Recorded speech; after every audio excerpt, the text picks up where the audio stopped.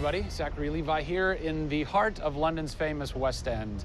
Behind me is BAFTA, the British Academy for Film and Television Arts. Why are we here? Excellent question. For starters, Tomb Raider, the series, has garnered a lot of love and accolade from BAFTA over the years. Some of the key players on Crystal's dev team are BAFTA LA members. And to top it all off, legendary video game composer Jason Graves is a BAFTA winner.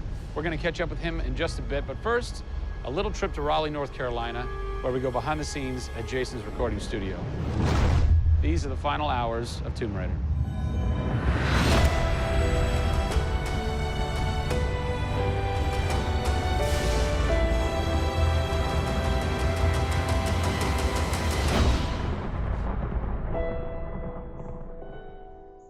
First thing we did was the theme.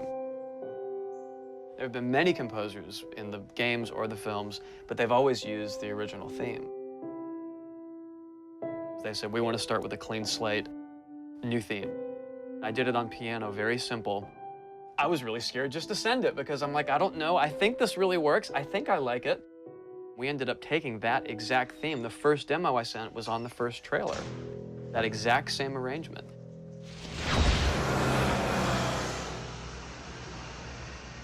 So, Jason, currently you're working on this reimagining of Tomb Raider.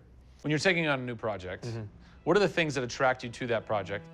The heritage of a particular game, I think obviously... And don't even get me started on Tomb Raider. I literally almost drove off the road. I was on the phone with the audio director. Like, oh, stoplight! And I had to pull over a little bit to not hit the car behind me. What I loved about Tomb Raider, what really drew me to the project was they had no pre-existing conditions. Because they wanted to get out of what it used to be. They wanted something new. They wanted something fresh. Jason's done hundreds of games at this point. He was an easy choice for us to go with on paper because he has such great experience. I listened through a lot of different material from a lot of different composers. I was really taken by how well he did the intimate stuff. The textures and the real, like, intimate and vulnerable bits that we needed to highlight in the game were a great match for us. What is square one for you when you start wrapping your head around it going, this is where I feel like this world is going to exist? Main theme, call me old-fashioned. Then it was a matter of finding out what kind of percussion would work. And always going back to the melody and the theme, because that's kind of the heart of the game. The most signature thing that we need to get right is Lara's theme. One of our big goals was that it can be used in any emotional context. What does it sound like? High action.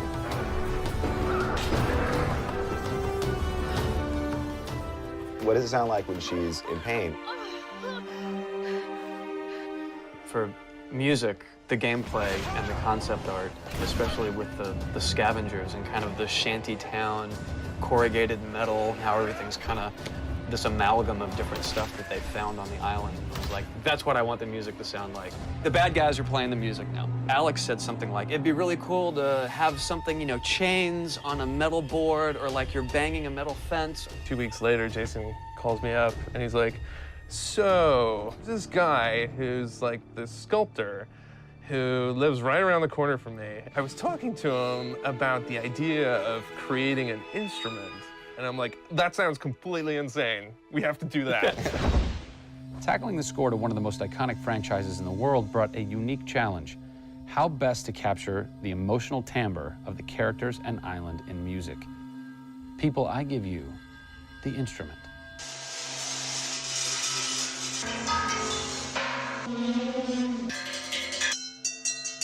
The instrument. I was gonna let Matt determine the aesthetics. I was really only concerned about the sound that the sculpture was gonna make. Matt built this, which looks pretty much exactly like Laura's original homemade bow in the game. There's different timbres based on different materials, metal, glass. It's a direct line from the plot, the characters, the story, the environment, straight to the sculpture. We always wanted the island to have that character in itself. Creating an instrument gave it this unique identity. It's got a voice. Yeah. The very beginning of the game is nothing but the instrument.